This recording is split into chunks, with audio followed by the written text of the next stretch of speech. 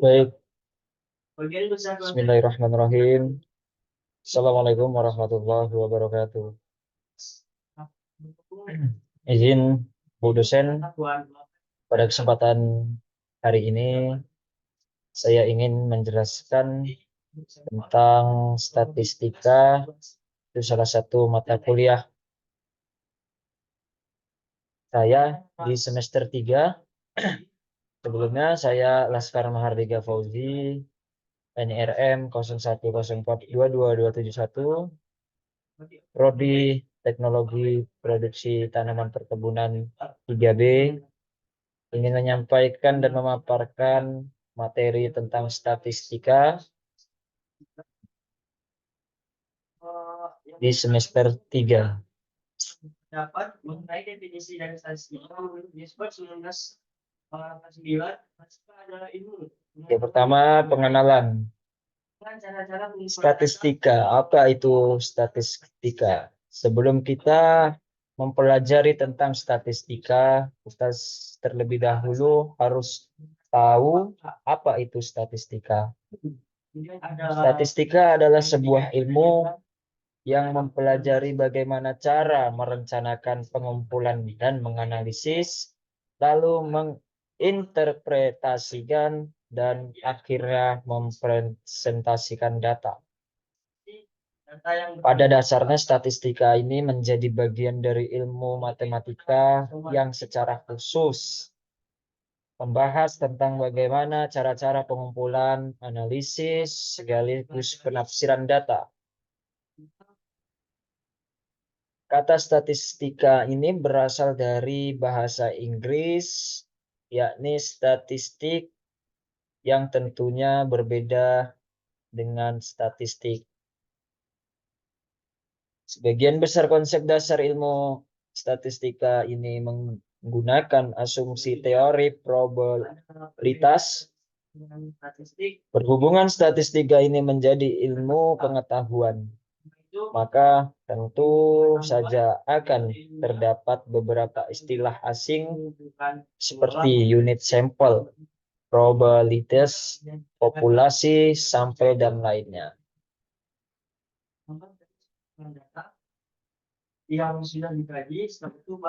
Statistika menurut para ahli. Menurut Furqan 1999, statistika menjadi bagian dari ilmu pengetahuan body of correlate yang mempelajari cara-cara penarikan sampel atau pengumpulan data, serta analisis dan penafsiran datanya. Lalu menurut Gesper tahun 1989, cukup banyak ahli yang berpendapat mengenai definisi dari statistika.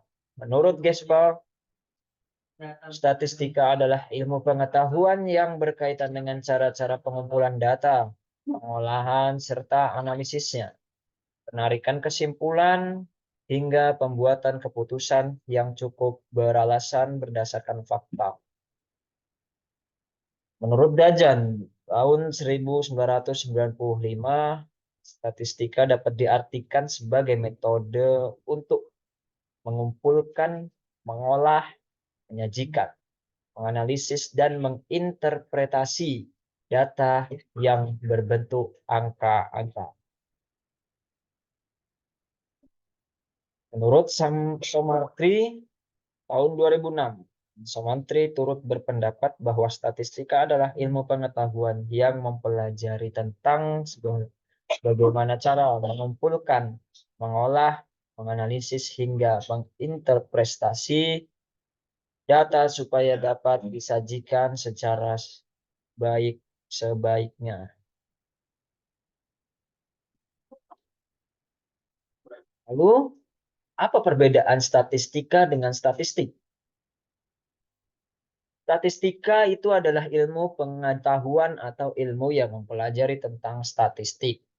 Sedangkan statistik adalah metode atau data yang berupa kumpulan angka-angka.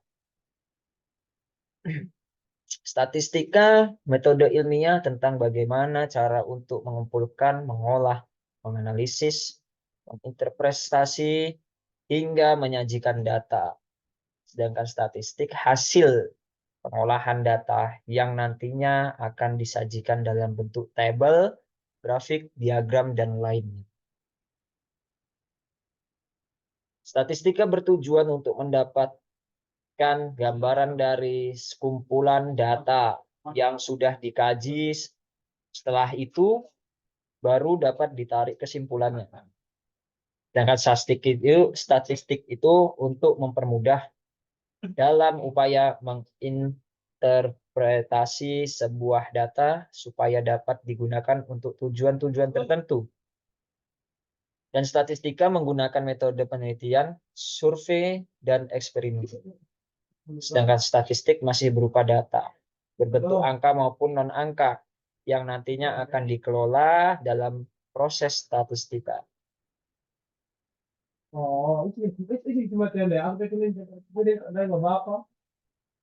Tujuan, fungsi, dan manfaat statistika.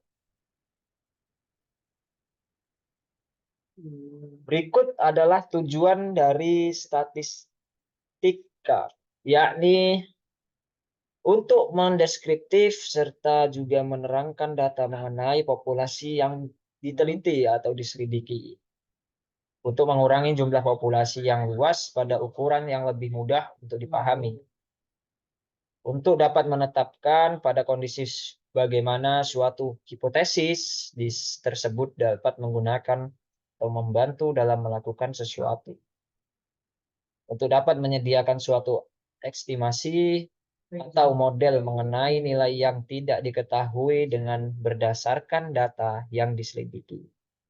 Dan untuk menyediakan sebuah estimasi mengenai akibat dan dari suatu hipotesis yang diterima yang akan digunakan ialah sebagai dasar dalam membuat atau mengambil keputusan yang akan dijalankan. Sedangkan fungsi statistik itu terdapat dua fungsi, yaitu fungsi deskriptif dan fungsi inferensial. Fungsi deskriptif statistik ialah fungsi statistik untuk dapat memahami data, mendeskripsikan data, menerangkan data, peristiwa, dan yang mengumpulkan di dalam suatu penelitian, penyelidikan, serta tidak sampai pada generalisasi atau pengambilan kesimpulan tentang populasi yang diselidiki. Sedangkan fungsi inferensial ialah suatu fungsi statistik untuk dapat meramalkan serta juga mengontrol mengenai keseluruhan atau populasi dengan berdasarkan data atau gejala serta juga peristiwa yang terdapat dalam suatu penelitian. Karena itu bagian ini dimulai dengan adanya suatu estimasi atau hipotesis. Selanjutnya ada manfaat statistika.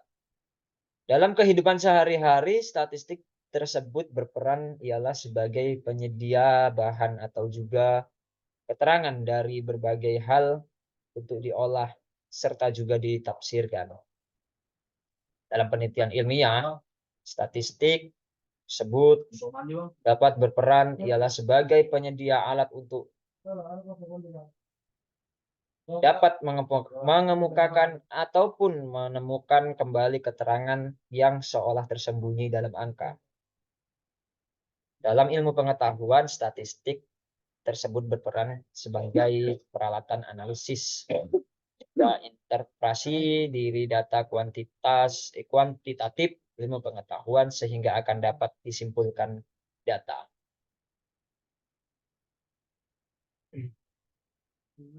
Jenis-jenis statistika. Statistika terbagi dalam beberapa jenis. Yang pertama statistika deskriptif atau deskriptif statistik. Merupakan metode dalam statistika untuk mengumpulkan, mengklasifikasikan, meringkas, menginterpretasikan, dan menyajikan data secara deskriptif atau eksplanasi. Yang kedua ada statistika inferensial. Statistika inferensial adalah bagian dari statistik yang membahas cara-cara menganalisis data, menarik kesimpulan, dan menentukan sarana kekeliruan akibat pengambilan suatu keputusan. Yang ketiga ada statistika parametrik, adalah cabang statistik yang menggunakan model matematis yang didefinisikan oleh sejumlah parameter. Model-model ini sering kali didasarkan pada asumsi tertentu tentang distribusi data seperti distribusi normal. Yang keempat ada statistika kualitatif, yaitu statistika yang berkaitan dengan pengumpulan, analisis, dan interpretasi dalam non-numerik atau data kualitatif. Data kualitatif menggambarkan kualitas atau sifat-sifat dari suatu objek, seperti warna, jenis kelamin, preferensi, atau pendapat, dan lain sebagainya. Dan yang kelima ada statistika kuantitatif, yaitu cabang dari statistika yang berkaitan dengan pengumpulan, analisis, interpretasi, dan presentasi data numerik. Data kuantitatif dapat diukur atau dihitung dan biasanya dinyatakan dalam bentuk angka. Statistika kuantitatif digunakan untuk menyajikan dan meringkas data numerik serta untuk membuat inferensi atau kesimpulan berdasarkan data tersebut. Yang keenam ada statistika multivariat, adalah cabang dari statistika yang berkaitan dengan analisis data yang terdiri dari lebih dari satu variabel. Tujuan dari statistika multivariat adalah untuk memahami hubungan antara variabel-variabel tersebut dan mengidentifikasi pola-pola yang kompleks dalam data.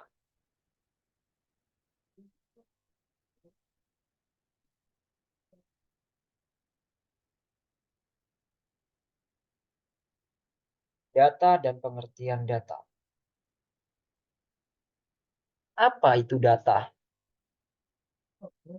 Data adalah sekumpulan keterangan ataupun fakta yang dibuat dengan kata-kata, kalimat, simbol, angka, dan lainnya. Adapun pengertian lain dari data yaitu sebagai suatu kumpulan keterangan atau deskripsi dasar yang berasal dari objek ataupun kejadian.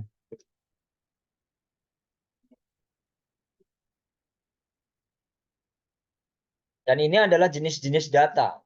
Yang pertama ada data nominal, adalah jenis data penelitian yang senantiasa dipergunakan untuk melabeli variabel penelitian tanpa memberikan nilai kuantitatif apapun, sehingga data ini merupakan bentuk skala ukuran yang paling sederhana dibandingkan ketiga skala lainnya.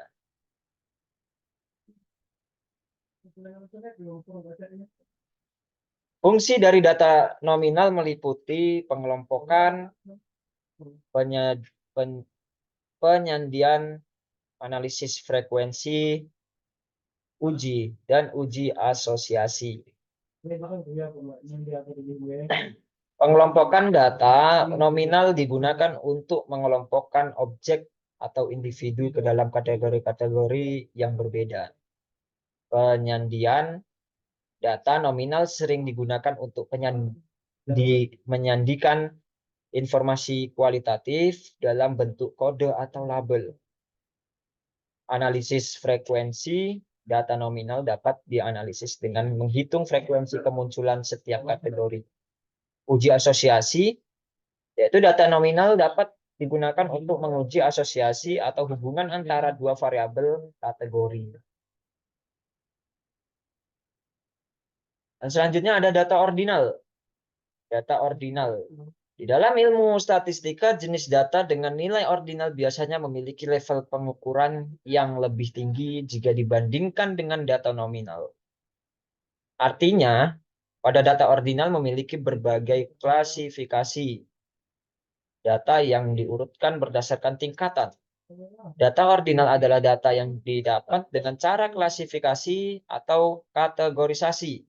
Sehingga secara umum, pengertian dari data ordinal adalah jenis data penelitian yang berbentuk kategoris dan urutan tertentu, yang mana berbagai variabel penelitian di dalam data ordinal ini dicantumkan secara berurutan. Adapun fungsi data ordinal meliputi penyusunan peringkat,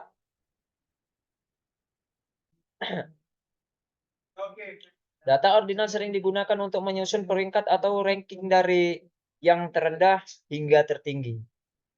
Lalu yang kedua ada analisis tren. Meskipun data tidak dapat menentukan perbedaan absolut antara nilai-nilai, data ordinal dapat digunakan untuk melihat tren atau pola perubahan dari waktu ke waktu atau antara kelompok. Yang ketiga ada analisis median. Data ordinal dapat dianalisis menggunakan median untuk menemukan nilai tengah yang membagi data menjadi dua bagian yang sama besar. Yang keempat ada uji non-parametrik. Data ordinal sering digunakan dalam uji non-parametrik yang digunakan bergantung pada asumsi distribusi tertentu. Yang kelima ada analisis proporsi. Data ordinal dapat digunakan untuk menghitung proporsi atau presentase dari setiap kategori. Selanjutnya ada data interval. Data interval adalah jenis data kuantitatif yang diukur dalam suatu skala. Dalam skala ini, setiap nilai memiliki arti dan jarak yang konsisten, yang dikenal sebagai interval, dan data interval dapat dijumlahkan dan dikurangkan, namun tidak dapat dibagi dan dikali. Menurut ahli, data interval memiliki karakteristik yang memungkinkan untuk melakukan operasi matematis seperti penambahan dan pengurangan, tetapi tidak memungkinkan untuk melakukan operasi perkalian dan pembagian. Data interval memiliki beberapa karakteristik penting, bersifat kuantitatif, mempunyai skala dan interval yang jelas, tidak mempunyai bacaan negatif, tidak memiliki nilai nol mutlak. Operasi aritmatika. Selanjutnya ada data rasio. Data rasio adalah jenis data kuantitatif yang mengukur variabel pada suatu skala yang memiliki interval dan konsisten yang jelas. Kamu mungkin melihat kesamaan dengan data interval, namun data rasio memiliki karakteristik penting, yaitu nilai nol mutlak yang akan kita bahas lebih dalam. Berikut adalah karakteristik dari data rasio. Yang pertama, tersusun di atas skala yang kontinu dan memiliki nilai nol mutlak. Maksudnya adalah karakteristik paling penting dari data rasio. Pengukuran aritmatika. Data rasio dapat dijumlahkan, dikurangkan, dikali, dan dibagi, menjadikannya data yang paling mudah dianalisis secara numerik dibanding jenis data yang lain. Data rasio memiliki beberapa fungsi penting dalam analisis statistika, antara lain yaitu operasi matematika lengkap, pengukuran perbandingan, analisis statistik yang kompleks, perbandingan antar kelompok, pengambilan keputusan yang akurat, serta pemetaan dan visualisasi data. Terus selanjutnya data tunggal dan data berkelompok. Data tunggal adalah data yang hanya terdiri dari satu nilai atau satu observasi untuk setiap variabelnya. Macam-macam data tunggal meliputi data nominal, data ordinal, data interval, dan data rasio yang sudah saya sebutkan tadi. Ada beberapa macam cara pengelompokan data yang umumnya digunakan dalam statistika, antara lain pengelompokan interval, pengelompokan kategori, pengelompokan berdasarkan persentil, pengelompokan berdasarkan kuartil, pengelompokan berdasarkan desil. Dan selanjutnya ukuran pemusatan dan ukuran keragaman. Ukuran pemusatan adalah statistik deskriptif yang digunakan untuk menggambarkan pusat distribusi data. Ukuran pemusatan data terdiri dari perhitungan min, modus, dan median. Ukuran keragaman adalah statistik deskriptif yang digunakan untuk mengukur beberapa sebaran atau keragaman data. Ukuran keragaman data terdiri dari simpangan rentang, simpangan kuartil, simpangan baku, simpangan rata-rata. Selanjutnya ukuran pemusatan atau min. Apa itu min? Sebelum kita memasuki ini, kita harus mengetahui apa itu min. Min itu adalah salah satu ukuran gejala pusat. Min dapat dikatakan sebagai wakil kumpulan data. Menentukan min dapat dilakukan dengan cara menjumlahkan seluruh nilai data, kemudian membaginya dengan banyaknya data.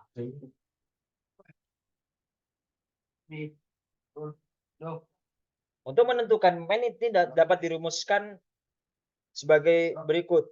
Ini ada keterangannya di sini untuk kita lihat.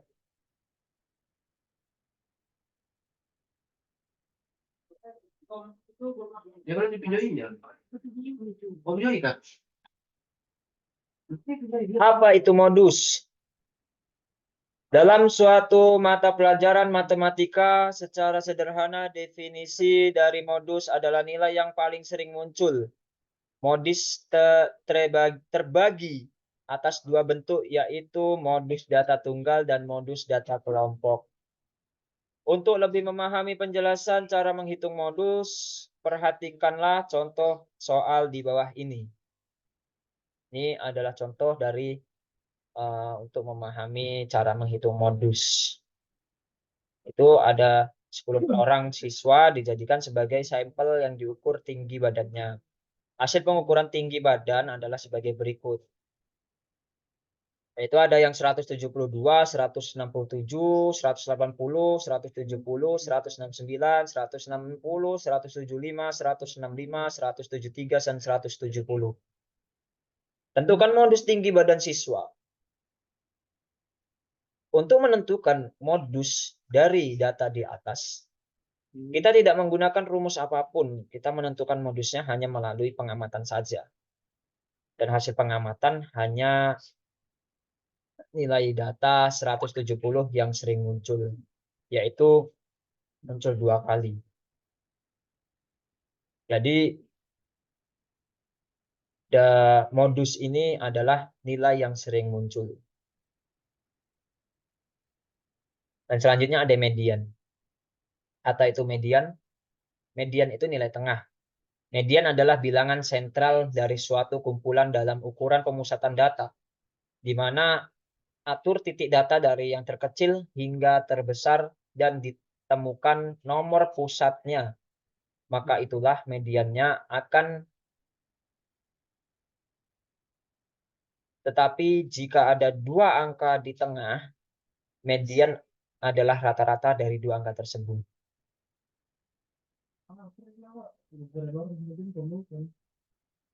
Ini adalah contoh dari data median. Median, menentukan median. Kita urutkan dulu datanya dari yang terkecil. Jadi jumlah datanya 13.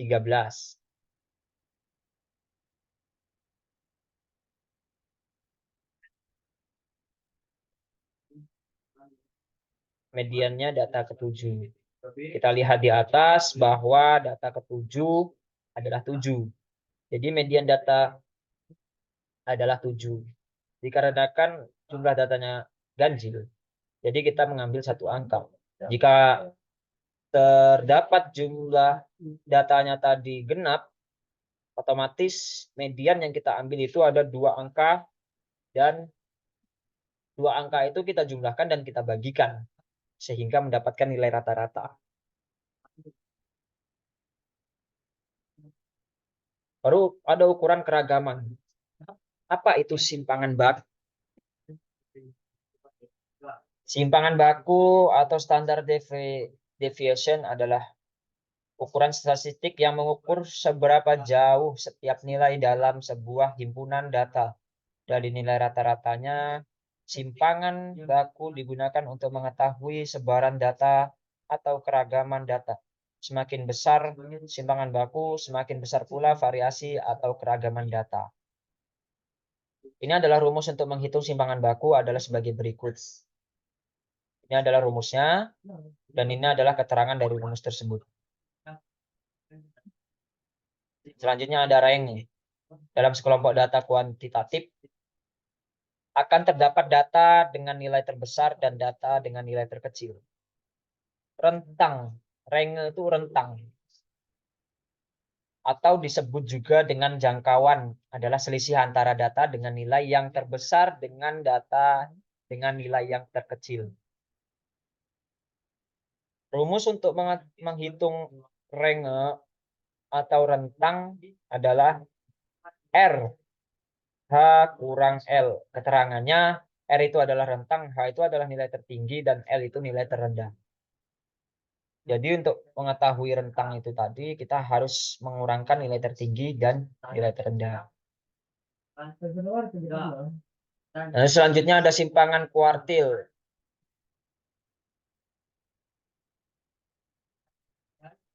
Simpangan kuartil juga dinamakan rentang semi antar kuartil karena merupakan setengah dari hamparan atau jangkauan antar kuartil. Nilai dari simpangan kuartil juga dapat digunakan untuk melihat jarak dari kuartil 2 ke kuartil 1 atau ke kuartil 3.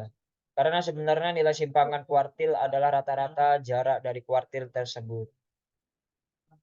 Dan rumus simpangan kuartil yaitu Q3 dikurang Q1. Ini keterangannya. Q1 itu adalah kuartil pertama, sedangkan Q3 adalah kuartil ketiga.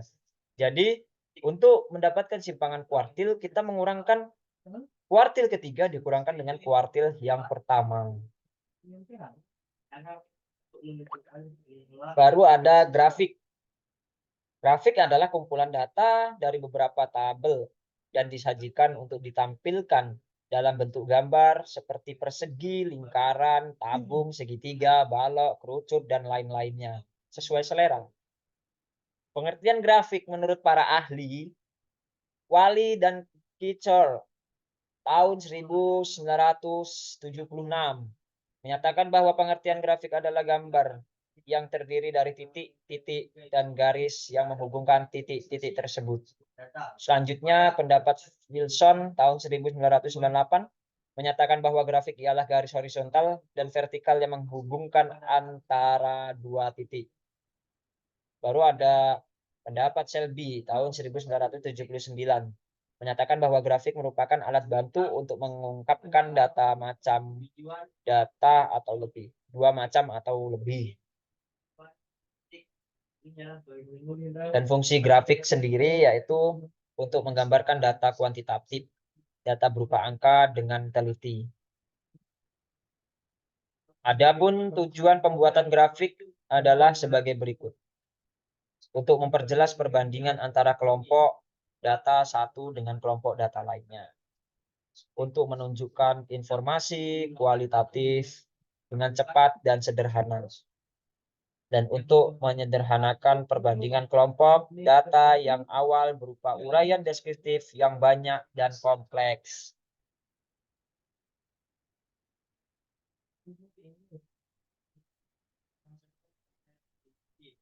Data grafik yaitu pengertian diagram garis.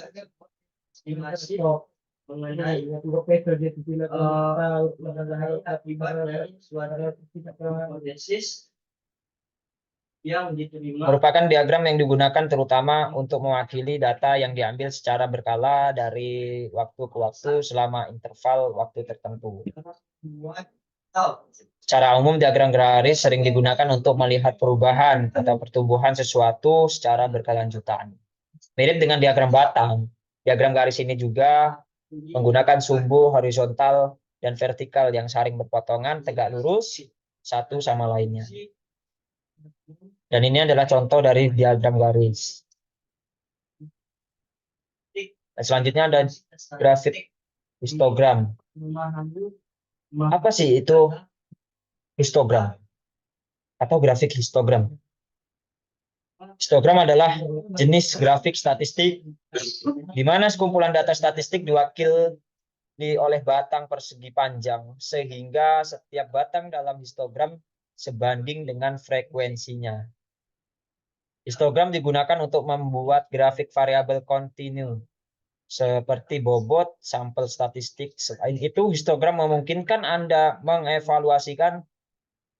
memvisualisasikan distribusi dalam bentuk distribusi dengan cepat. Setiap batang dalam histogram frekuensi mempunyai lebar dan sebanding dengan lebar interval dan tinggi yang sebanding dengan frekuensi interval. Ini adalah gambar dari contoh grafik histogram seperti grafik diagram batang. Lalu selanjutnya ada grafik pictures atau diagram lingkaran,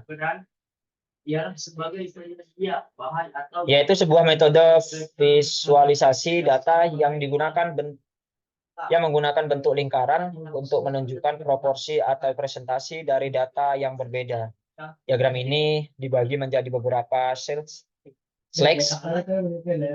atau potong yang mewakili nilai atau kategori data tertentu.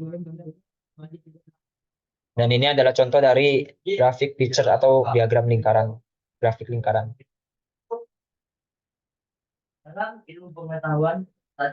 Baru selanjutnya kita masuk ke kuesioner. Pengertian kuesioner adalah suatu teknik pengumpulan informasi yang memungkinkan analisis mempelajari sikap-sikap, keyakinan, perilaku, dan karakteristik beberapa orang utama di dalam organisasi yang bisa terpengaruh oleh sistem yang diajukan atau oleh sistem yang sudah ada. Berikut merupakan kuesioner menurut para ahli. Yang pertama dari Dewa Scardi tahun 1983.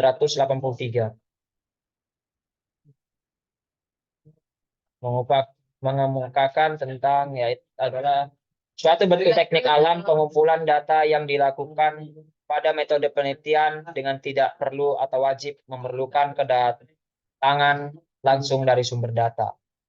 Sedangkan yang kedua ada dari Bimo Walgito tahun 1987.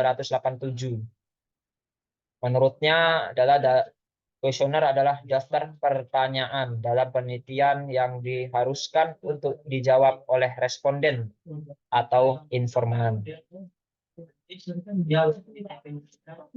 Tujuan dan fungsi dari kuesioner.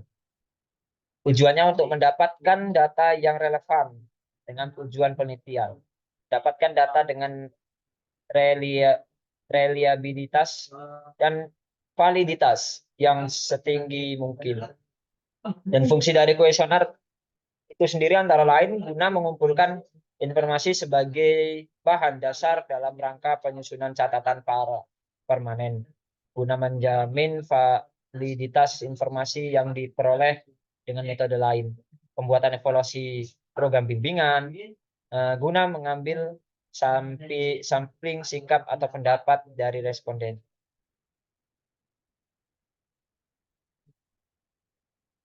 Skala Likert. Skala Likert digunakan untuk mengukur sikap, pendapat, persepsi seseorang atau sekelompok yang tentang fenomena sosial. Dengan skala Likert, variabel yang akan diukur dijabarkan menjadi indikator variabel. Dalam pengukuran bidang pendidikan, skala Likert juga sering digunakan selain juga skala Goodman, semantik diferensial, rating scale, dan skala Trustun, dalam penggunaan skala Likert terdapat dua bentuk pertanyaan, yaitu bentuk pertanyaan positif atau mengukur skala positif dan bentuk pertanyaan negatif untuk mengukur skala negatif. Dan tujuan dari skala Likert yaitu mengukur sikap. Skala Likert dapat digunakan untuk mengukur sikap seseorang terhadap suatu topik, untuk mengumpulkan data kuantitatif, baru dapat dianalisis secara statistik, baru mendukung penelitian psikologi, dan mengukur perubahan. Selanjutnya adalah validitas. Validitas berasal dari kata validity, yang mempunyai arti sejauh mana ketepatan dan kecermatan suatu alat ukur dalam melakukan fungsi ukur menurut Azwar tahun 1986. Validitas adalah suatu ukuran yang menunjukkan tingkat kevalidan dan kesahihan suatu instrumen. Prinsip validitas adalah pengukuran atau pengamatan, yang berarti prinsip keandalan instrumen dalam mengumpulkan data. Fungsi validitas mengacu pada sejauh mana skala tersebut secara akurat mengukur sikap, pendapat, dan persepsi yang dimaksudkan. Dan tujuan dari validitas adalah untuk memastikan bahwa hasil pengukuran dan penelitian dapat dipercaya dan dapat diandalkan untuk membuat kesimpulan atau generalisasi yang tepat. Dan selanjutnya ada reliabilitas. Reliabilitas adalah suatu keajegan, suatu tes untuk mengukur atau mengamati sesuatu yang menjadi objek ukur. Menurut para ahli, menurut Sugiono tahun 2005, pengertian reliabilitas adalah serangkaian pengukuran atau serangkaian alat ukur yang memiliki konsistensi bila pengukuran yang dilakukan dengan alat ukur itu dilakukan secara berulang. Dan menurut Sukaji tahun 2000, reliabilitas suatu tes adalah beberapa besar derajat tes mengukur secara konsisten secara sasaran yang diukur. Tujuan dari reliabilitas adalah untuk mengukur tingkat kestabilan dan konsistensi dari sebuah instrumen pengukuran atau metode penelitian. Sedangkan fungsinya yaitu mengukur konsistensi, baru meningkatkan validitas, meningkatkan kepercayaan, dan meningkatkan efisiensi. Selanjutnya ada uji Duncan. Apa itu uji Duncan? Uji Duncan adalah teknik analisis data yang digunakan untuk menguji perbedaan signifikan antara dua atau lebih kelompok dalam satu variabel. Cara uji Duncan adalah membandingkan rata antara masing-masing kelompok secara berpasangan. Kelebihan dan kekurangan uji Duncan. Adapun kelebihannya yaitu uji Duncan dapat digunakan pada kelompok yang berbeda ukuran dan jumlahnya. Uji Duncan dapat digunakan pada data yang tidak distribusi normal, dan uji Duncan dapat mengidentifikasi kelompok yang paling signifikan dalam perbedaan rata. Dan kekurangan dari uji Duncan itu antara lain, uji Duncan hanya dapat digunakan pada satu variabel saja. Dan uji Duncan tidak cocok digunakan pada data yang memiliki banyak variabel atau faktor. Uji Duncan cenderung kurang presisi jika digunakan pada jumlah kelompok yang banyak. Dan selanjutnya ada C kuadrat, yaitu uji non-parametrik yang biasa digunakan seseorang yang sedang melakukan penelitian.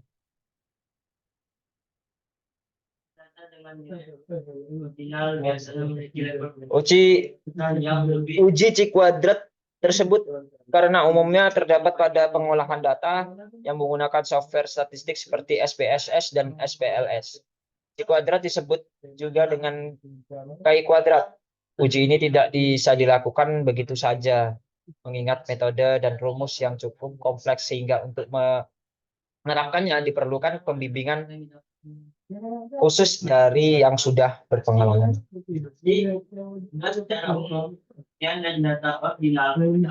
Dan selanjutnya adalah korelasi Spearman-Rank. Adalah metode untuk mengukur hubungan antara dua variabel acak yang bersifat ordinal. Metode ini dinamai dari seseorang ahli statistik yang bernama Charles Spearman. Korelasi Spearman dihitung dengan cara mengonversi setiap nilai variabel menjadi peringkat atau rank, dan kemudian menghitung korelasi antara peringkat-peringkat tersebut. Dan selanjutnya ada person product moment. Dilihat tadi dari kata-kata penyusunannya, korelasi ini memiliki arti hubungan, sedangkan produk momen berarti hasil kali momen. Sehingga korelasi ini, produk momen secara sederhana dapat diartikan sebagai prosedur atau teknik dalam ilmu statistika untuk menunjukkan hubungan antara dua variabel dengan menentukan hasil kali momen. Dan selanjutnya ada korelasi ganda. Korelasi ganda merupakan angka yang menunjukkan arah dan kuatnya hubungan antara dua variabel independen secara bersama-sama atau lebih dengan satu variabel independen.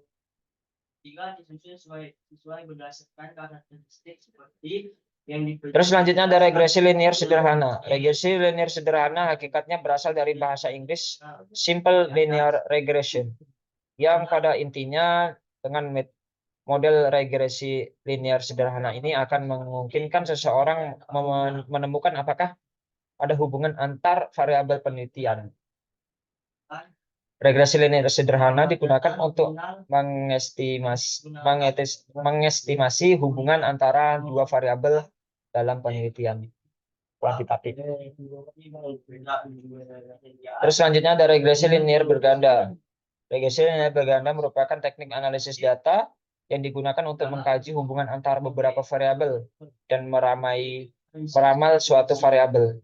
Tujuan dari analisis regresi linear berganda adalah untuk memprediksi nilai variabel tak bebas atau respons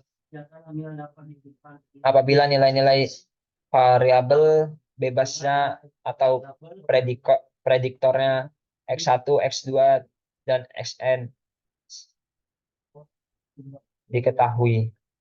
Pada analisis regresi linear berganda, data yang digunakan biasanya berskala interval atau rasio.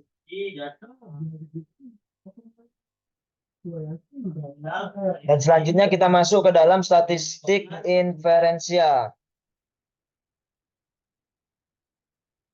Statistik inferensia itu statistika itu tadi kan sudah saya jelaskan dibagi menjadi dua, yaitu deskriptif dan inferensia.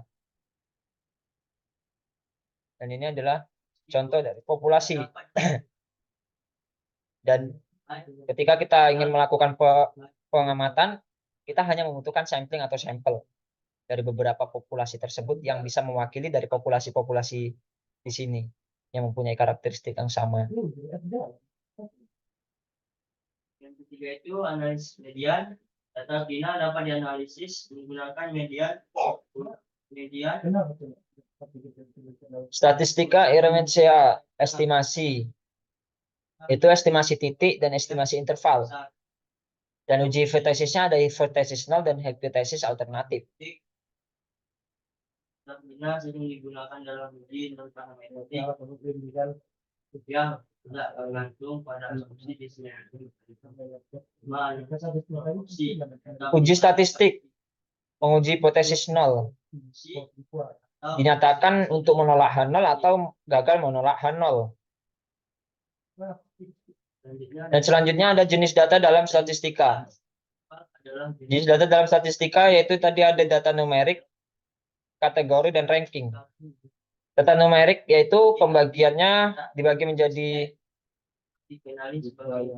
dua. Yang pembagian awal yaitu discrete. Ada karena dihitung tidak memiliki koma. Contohnya lemparan dua buah bola dadu. Dan yang kedua ada kontinu atau continuous. Ada karena diukur, memiliki koma, dan nilainya tidak terbatas. Contohnya berat badan, tinggi badan, nilai mahasiswa, dan lain sebagainya. Baru di pembagian 2 data numerik itu ada interval, tidak memiliki angka nol mutlak. Bisa bernilai negatif dan bisa dijumlahkan atau dikurangkan. Contohnya suhu Celcius, baru waktu jam 2 dan jam 3, serta IQ. Yang kedua ada rasio memiliki nol mutlak, tidak bernilai negatif dan bisa dijumlah, tambah, bagi, dan kali. Contohnya jarak, dosis pupuk, durasi, lalu lain dan lain sebagainya. Selanjutnya ada data nominal. Data nominal lebih bersifat kualitatif, bagian dari beberapa kelompok. Contohnya itu ada data binar, yaitu data dengan 2 kategori, misal rusak atau tidak. Rusak, ya atau tidak, baik atau buruk, suka atau tidak suka. Dan data ras, misalnya Jawa, Sunda, Minang, Batak, Bugis, dan lain sebagainya. Baru ada data warna rambut, misalnya rambut hitam, coklat, pirang, putih, dan seterusnya. Lalu ada angka numerik, dari data kategori ini tidak memiliki nilai matematis. Selanjutnya ada data ranking atau ordinal, campuran antara data numerik dan data kategori. Angka yang dimiliki oleh data ordinal memiliki arti matematis. Nilai yang dimungkinkan dalam data ordinal ini biasanya memiliki rentang tertentu. Contohnya rating yang digunakan yang kita berikan saat mengisi data kuesioner. Misalnya rentang 1 sampai 5 atau bahkan rentang 1 sampai 10. Rating yang diberikan pada suatu aplikasi di Play Store misal rating 1. Buruk atau sangat baik yang ditandai dengan jumlah bintang. Selanjutnya yaitu pengujian hipotesis.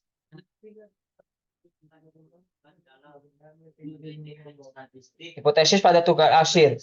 Hipotesis. Apa itu hipotesis? Mengapa ada hipotesis pada laporan tugas akhir? Contoh hipotesis pada tugas akhir, metode untuk uji hipotesis. Hipotesis itu adalah dugaan parameter atau dugaan sementara. Diuji berdasarkan data dengan metode statistik. Mengapa ada hipotesis dalam tugas akhir? Karena permasalahan suatu variabel respon di suatu populasi. Kita harus mencari solusinya. Bagaimana solusinya? Baru kajian pustaka. Serta di dalam kajian pustaka ada variabel-variabel yang berpengaruh. Treatment seperti apa yang perlu dipilih, kondisi seperti apa yang dibutuhkan. Lalu kita tentukan hipotesisnya atau dugaannya. Kemudian kita uji kebenaran dengan data atau sampel. Selanjutnya kita mengambil kesimpulan untuk populasi itu tadi. Untuk menghasilkan suatu atau menyelesaikan suatu permasalahan yang ada di dalam tugas akhir kita. Contoh hipotesis pada tugas akhir, permasalahan rendahnya produktivitas kakao Kecamatan Bandar Kabupaten Simalungun. Studi literaturnya, kekurangan menggunakan bibit unggul mempengaruhi produktivitas kakao. Rendahnya tingkat pemangkasan produktivitas mempengaruhi produktivitas kakao. Kita tentukan hipotesisnya, H0. Penggunaan bibit unggul tidak mempengaruhi produktivitas kakao Kecamatan Bandar. Sedangkan H1-nya menggunakan bibit unggul berpengaruh positif terhadap produktivitas kakao di Kecamatan Bandar. Baru H0, pemangkasan produksi tidak mempengaruhi produktivitas kakao di Kecamatan Bandar. H1-nya pemangkasan produksi berpengaruh positif terhadap produktivitas kakao di Kecamatan Bandar. Setelah itu kita tentukan model regresi linear bergandanya. Kita menggunakan uji T dan kita menentukan kesimpulan. Adalah data yang memiliki titik nol yang merupakan nol absolut dan uji hipotesis statistik. Uji hipotesis statistik, definisi hipotesis statistik, uji hipotesis. Manfaat uji hipotesis, jenis pengujian hipotesis, cara menentukan H0 dan H1. Contoh penentuan H0 dan H1. Hipotesis versus hipotesis statistik. Hipotesis tadi adalah dugaan sementara, sedangkan hipotesis statistik dugaan tentang parameter atau rata-rata, varian, proporsi. Hipotesis statistik atau dugaan tentang parameter diuji secara empiris atau berdasarkan data dari uji hipotesis. Jenis hipotesis statistik ya ada dua, yaitu hipotesis nol dan hipotesis alternatif. Hipotesis nol atau dugaan awal, hipotesis alternatif atau laporan dari H0. Ini adalah hipotesis satu arah. Penentuan H0, H1-nya adalah seperti ini. Contoh penentuan H0 dan H1 pada pengujian hipotesis. Menurut seorang ahli sosial, kependudukan rata-rata pengeluaran penduduk desa per bulan kurang dari 3 juta. Apakah hal itu benar? Pengujian satu arah kiri. Kita menentukan H0-nya dan H1-nya. Apakah pernyataan di atas itu benar atau tidaknya, kita harus mengetahui dan menentukan H0 dan H1-nya. Kalian dan pembagian pengukuran perbandingan data rasio memungkinkan untuk mengukur perbandingan antara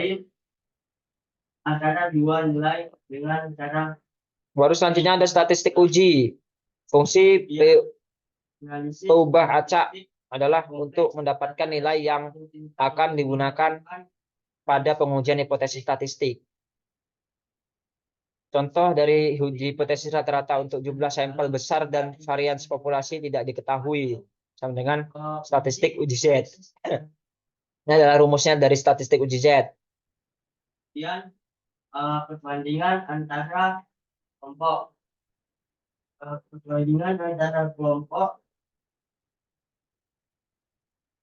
Selanjutnya ada hipotesis rata-rata populasi, satu populasi. Pengujian nilai tengah, satu populasi. Suatu contoh, acak diambil dari satu populasi normal berukuran N. Tujuannya adalah untuk menguji apakah parameter sebesar dengan nilai tertentu, katakanlah H0. Gunakan data rasio. Cara pengambilan keputusan, hipotesis dua arah, yaitu H0 dan dengan mu sama dengan mu 0. H1-nya mu sama dengan tidak mu 0. Tolak H0 jika nilai statistik uji lebih besar dari nilai kritis. Dengan hipotesis satu arahnya, yaitu H0 mu lebih kecil dari mu 0. H1-nya mu lebih besar dari mu 0. Tolak H0 jika analisis statistik uji lebih besar dari nilai kritis.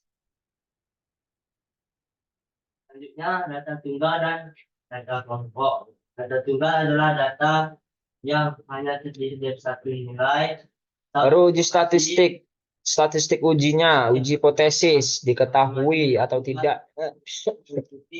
Diketahui atau tidak diketahui. Jika diketahui, kita statistik ujinya seperti ini.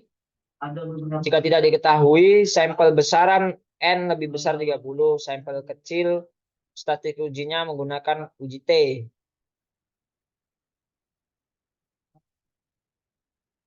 Daerah kritis pada taraf nyata.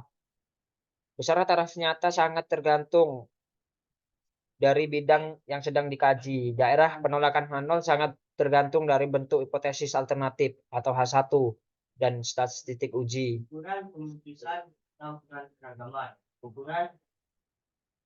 Selanjutnya menghitung peluang dengan tabel Z. Ini ada dua jenis tabel Z, yaitu jenis 1 dan jenis 2. Ini contoh jenis satunya. Dan ini contoh dari tabel Z jenis 2. Data adalah statistik. Selanjutnya peluang Z dengan Excel. Ini ketika kita ingin menghitungnya menggunakan aplikasi Excel. Kita bisa menentukan data Z ini menggunakan Excel. Ini contoh-contoh dari data Z menggunakan Excel. Dan selanjutnya ada nilai kritis Z dengan Excel. Nah, ini adalah contoh dari nilai kritis Z dengan menggunakan Excel. adalah Selanjutnya, pengujian hipotesis. Uji hipotesis rata-rata dua populasi atau sampel independen. Pengujian nilai tengah dua populasi. Membandingkan nilai tengah dua populasi. Setiap populasi diambil contoh acak berukuran tertentu. Atau bisa sama, bisa juga tidak sama. Terus pengambilan kedua contoh saling bebas. Tidak dipatok. Tujuannya adalah menguji apakah parameter mu1 sama atau tidak dengan parameter mu2. sama dengan Uji hipotesis rata-rata dua populasi atau sampel independen. Uji hipotesis dua arah. Uji hipotesis satu arah. Dan ini ada uji hipotesis satu arah kiri. Ini adalah contoh menentukan H1-nya. Dan statistik uji sampel independen. dibagi 8 itu 26 dibagi 8. Selanjutnya baik modus. Selanjutnya ada uji hipotesis kesamaan varian dua populasi. Ini contoh untuk menentukan H0 H1-nya. Tolak H0 jika F hitung lebih besar daripada F uji. Dan selanjutnya uji hipotesis rata-rata dua populasi atau sampel dependen berpasangan.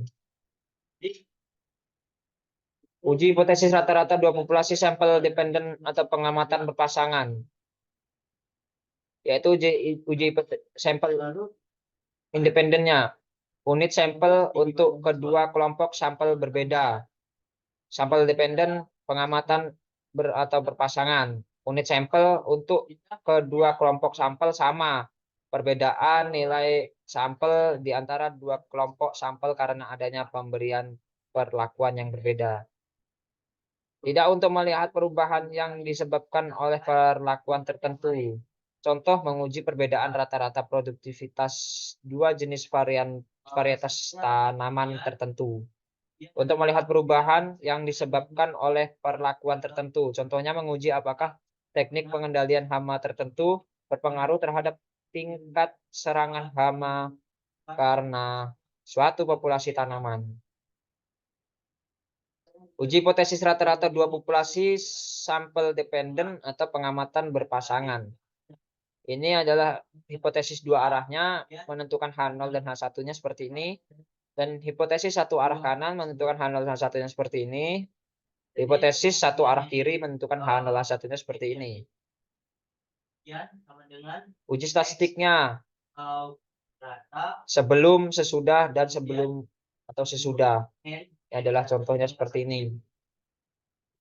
Dan selanjutnya uji hipotesis proposal satu populasi. Uji hipotesis proposal satu populasi.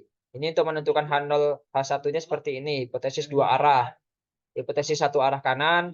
Hipotesis satu arah kiri.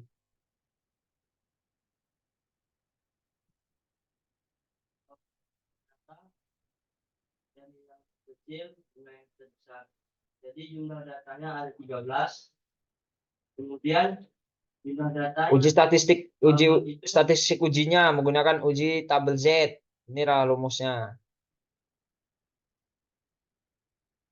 Jadi datanya itu ada 13. Setelah itu langsung kita Nah, ini adalah contohnya seperti ini. Nggak bisa dipahami. data 13 plus 1 per 2 itu 14 dibagi 2 itu data ke-7. Jadi kita lihat bahwa data ke-7 adalah keberagaman apa itu simpang baku atau standar deviation adalah bukan statistik yang mengukur beberapa jauh setiap nilai dalam sebuah himpunan data dari nilai data-datanya.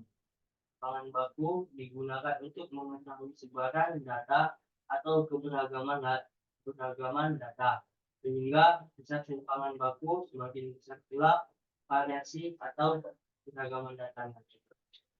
Jadi cukup sekian penjelasan materi tentang statistik saya di semester yang saya pelajari di semester 3. Apabila ada kekurangan dan kelebihan, ya saya mohon maaf karena saya juga di sini masih belajar dan masih banyak yang belum saya ketahui. Dan alangkah baiknya jika ada evaluasi kembali yang bisa membuat diri saya termotivasi untuk lebih mempelajari tentang ilmu statistik ini dan lebih memahaminya kembali.